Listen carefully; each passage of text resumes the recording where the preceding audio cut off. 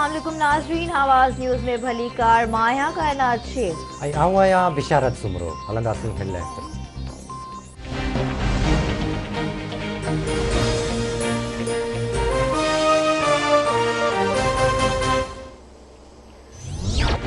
वफ़ाक़ी काबीना broadsheet scandal की जांच लाइ कमेटीअ बदिरां इंक्वायरी कमीशन जोड़ण की मंजूरी ॾेई छॾी। जस्टिस रिटायर्ड अज़मत सईद कमीशन जो सरबराह हूंदो।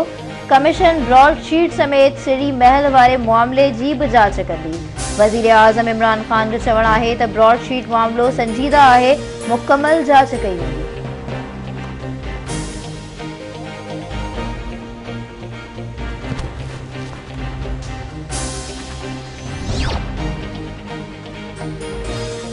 नैब के सोचल समझल साज़िश तहत कटड़े में आंदो वियो आहे। धमकी, दाबे या ब्लैकमेलिंग से एहतसाब वारे अमल के रोके नथो सघिजे।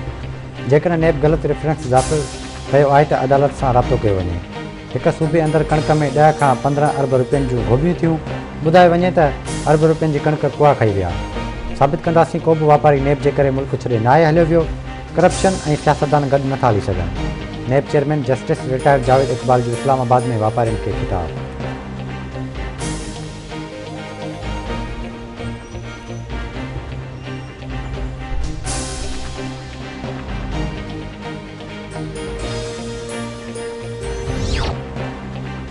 पीडीएम सरबराह मौलाना फजल रहमान जो अॻूणे सदर आसिफ अली ज़रदारी से फ़ोन ते राब्तो। मुल्क की सियासी सूरत हाल ते ॻाल्हि ॿोल। हुकूमत मुखालिफ़ तहरीक तेज़ करण ते इत्तफ़ाक़।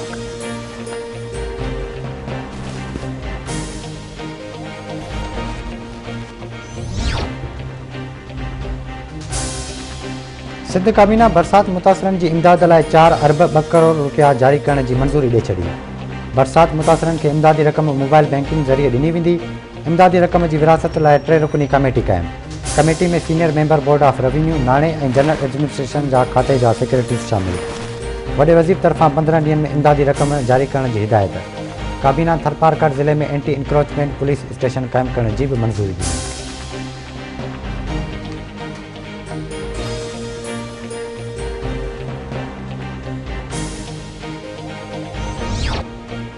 सिंध काबीना बिल्डिंग कंट्रोल अथॉरिटी के रूल्स में तरमीम की पिण मंजूरी ॾेई छॾी। हाणे गैर कानूनी अॾावतूं ड्राइण लाइ हुकूमत बदिरां सिंध बिल्डिंग कंट्रोल अथॉरिटी के डायरेक्टर जनरल खां इजाज़त वरती वेंदी। काबीना लोकल गवर्नमेंट बाबत कानून ऐं ज़ाब्ता इलेक्शन एक्ट पटंदड़ करण की मंजूरी ॾिनी। सिंध हाईकोर्ट गाड़ियुनि में गैरमयारी गैस सिलेंडर इस्तेमाल करण खिलाफ दरख्वास्त ते सूबाई हुकूमत के कानून में तरमीम बाबत रिपोर्ट ते बेएतमादी ज़ाहिर करे छॾी। एडिशनल एडवोकेट जनरल अदालत के ॿुधायो त सिंध काबीना मोटर व्हीकल कानून में तरमीम की मंजूरी ॾेई छॾी आहे। जस्टिस मोहम्मद अली मज़हर रिमार्क्स ॾिना आहिनि त इहा कमेटी वारी रांदि न खेॾो। छा तरमीम सां गैरमयारी सिलेंडर जो इस्तेमाल रुकिजी वेंदो? अवां ऑफिसनि में वेठा रहो ऐं सिलेंडर जा धमाका थींदा रहनि।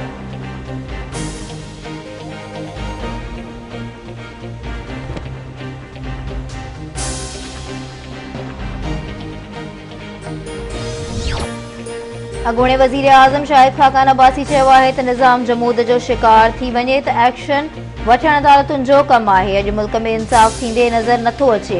ॿुधायो वञे त कहिड़ो जनरल साहब हो जेको ब्रॉडशीट जी कवी मुसवियत सां मिलियो ऐं पैसा घुरिया। उहो तासुर पैदा करण की कोशिश कई पई वञे त सियासतदान करप्ट आहिनि। ब्रॉडशीट त हिकु केस आहे। नैब जो रिकॉर्ड मंज़र आम ते आयो त सवे अहिड़ा केस ज़ाहिर थी वेंदा जंहिं मयार ते सियासतदान खां सवाल कया वञनि था। कामूरन, जजिस ऐं जनरल सां बि ईअं सवाल कया वञनि।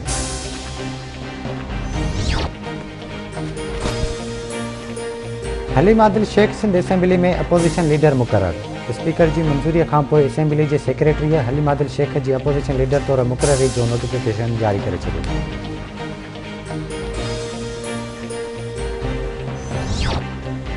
सखर के कचे वाले इलाके में धाड़ेलन ऐं पुलिस विच में मुक़ाबलो। एक ॾोहारी मारिजी वियो। एसएसपी सखर इरफान समू जो चवणु आहे त बागड़जी के कचे वाले इलाके में वारदात की नीयत से बीठल हथियार बंदन गश्त दौरान पुलिस ते फायरिंग कई।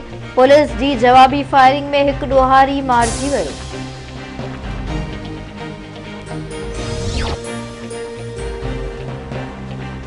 दौलतपुर भरसां बाईपास वटां कणक के फसल में सीसी कपियल लाश ठाही। लाश जी सुञाणप मोरो जे ॻोठ गुलाम मोहम्मद खासकेली जे रहवासी मोहम्मद उर्फ खासकेली तौर थी। शिकारपुर में अनाज मंडी लग ट्रक जो मोटरसाइकिल के टक्कर, बारड़ा फौत संदन पीउ मां जख्मी अस्पताल दाखिल। भिटशा वेझो नेशनल हाईवे ते बिन धार धार हादसन में बजणा फौत थी विया।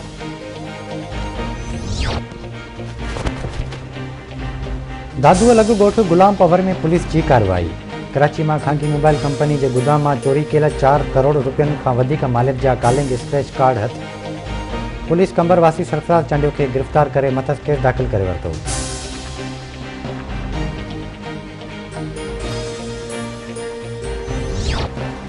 लाड़काने में पुलिस चोरी के इल्जाम हेठ 15 वरन की नींगरी अतिया चांडियो के गिरफ्तार करण खां पोइ मुबैना तौर गुम करे छडियो। ममताजपुर कॉलोनी की रहवासिन जो पुलिस के खिलाफ एहतजाज। मुज़ाहिरीन इल्जाम मड़ियो है तो पुलिस नींगरी के गिरफ्तार करे गुम करे छडियो है।